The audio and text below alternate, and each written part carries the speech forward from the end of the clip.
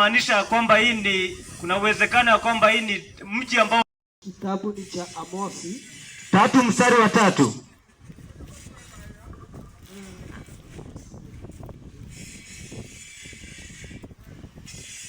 Inasema pamoja wasipokuwa wamepatana. Isipo mstari wa 22. Mwenyezi Mungu anafurahishwa na ibada ya kutii hiyo tu peke yake. Lakini ukiona uko katika ibada ambapo hakuna kutii, kuna uwezekano ya kwamba hiyo sio ibada Mwenyezi Mungu ameamurisha. Maandiko inasema hivi. Inasema hivi mwalimu. Na Samueli akasema. Inasema, je, ndio Bwana hupenda sadaka za kuteketezwa na dhabihu sawa sawa na kutii sauti ya Bwana? Kumbe Bwana anataka nini? Malizia. Angalia. Kutii ni bora kuliko dhabihu. Kutii ni bora kuliko dhabihu. Kwa hivyo ikiwa unaenda kanisa na sadaka yako na unaitoa hiyo sadaka bila kutii, hiyo ni kama nini? Imelinganishwa na nini? Na kusikia kuliko mafuta ya beberu. Kusikia ni kuliko mafuta ya beberu. Kwani kuasi, kwa hivyo kuasi ni kama dhambi ya uchawi. Na kuasi ni nini? Kuasi, tunaambiwa kuasi ni kama dhambi ya uchawi. Kwani kuasi ni nini? Ukiuliza mtu kuasi inamaanisha nini? Kuasi ni kama dhambi ya uchawi. Maana kuasi katika ibada yake Mwenyezi Mungu amesema ya kwamba ni heri ukienda ukiwa natii.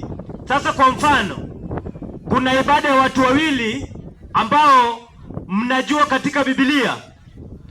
Ni story ambayo mnajua vizuri na mnaelewa ibada ya Kaini na ibada ya Abili. Katika kitabu cha Mwanzo 4, sitakwambia usome, lakini nitakwambia vile inaenda.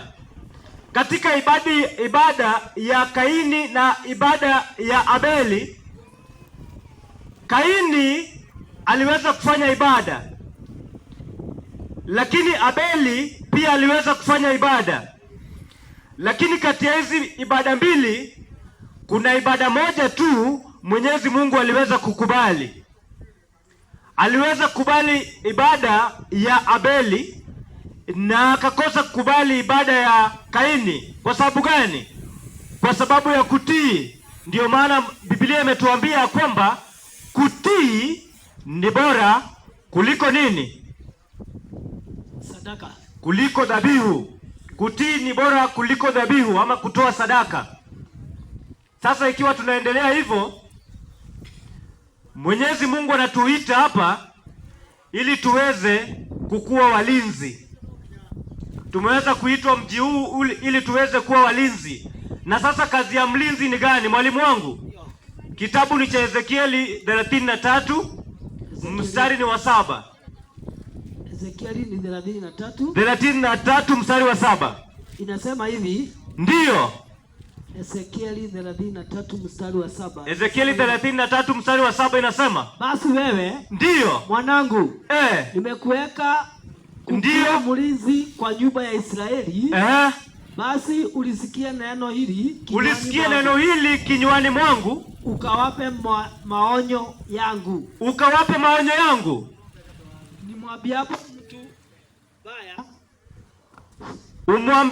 Nimwambiapo mtu mbaya atubu. Ewe mtu mbaya, hakika utakufa. Mtu mbaya utakufa. Nawe husemi neno la kumuonya mtu huyo, ndio aiache njia yake. Mtu mbaya huyo atakufa katika uovu wake, lakini damu yake nitaitaka mkononi mwako. Sasa hiyo ndio kazi ya mlinzi, na hiyo ndio kazi ya uchungaji ambao tuliweza kupewa. Kazi ya mchungaji sio kuona watu wanapotea na anyamaze.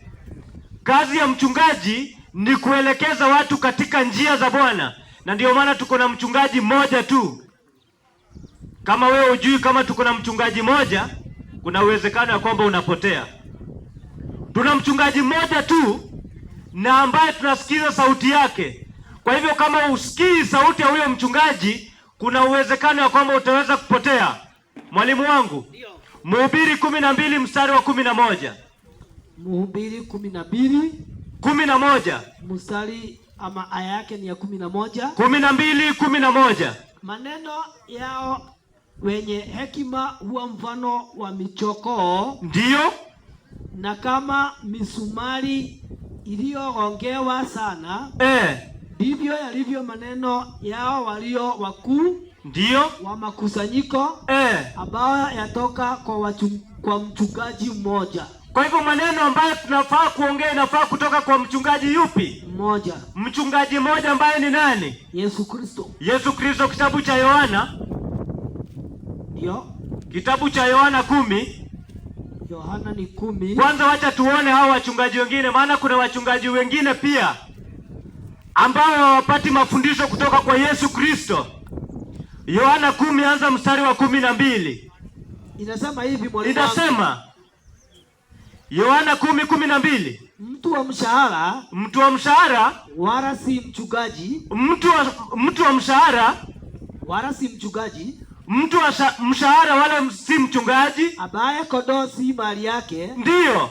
Kumuona mbwa mwitu anakuja, akawaacha kondoo na kukimbia. Ndiyo. Na mbwa mwitu huwakamata. Ndiyo. Na kuwatawanya. Sasa hii ndio shida kuu ambayo tuko nayo siku ya leo.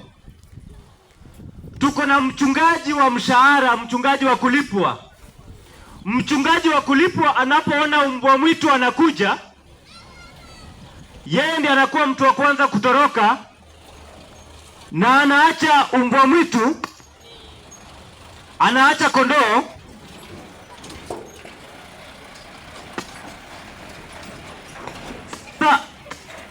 Akiwa ameacha kondoo, mbwa mwitu anakuja, anatawanya kondoo na anawaua wengine.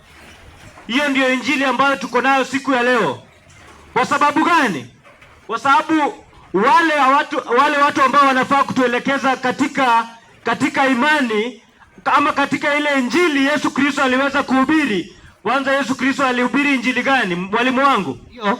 Kitabu cha Mathayo 11 mstari wa 5. 11 mstari wa 5. Inasema hivi. Inasema 5. Mstari wa 5, kitabu cha Mathayo 11. Vipofu wanapata kuona. Vipofu wanapata kuona. Viwete wanakwenda. Viwete natembea. Wenye ukoma wanatakaswa. Ndiyo. Visiwi wanasikia. Wafu wanafufuliwa. Ndiyo. Maskini wanahubiriwa habari njema. Maskini wanafanyiwa nini? Wanahubiriwa habari njema. Maskini wanaambiwa ya kwamba watafanikiwa mbinguni. Sio ndio habari? Hiyo ndio injili Yesu Kristo aliweza kuhubiri. Lakini wale wachungaji ambao tuko nao siku ya leo, badala waweze kuelekeza watu katika kuelekea ufalme wa mbingu, hao wanakuambia mambo na mafanikio. Sasa badala uambie mambo na maonyo, unaambiwa mambo na kufanikiwa. Kwa hivyo ana haja na kondoo. Hataki kujua kondoo amekula nini. Hataki kujua kondoo anavaa aje.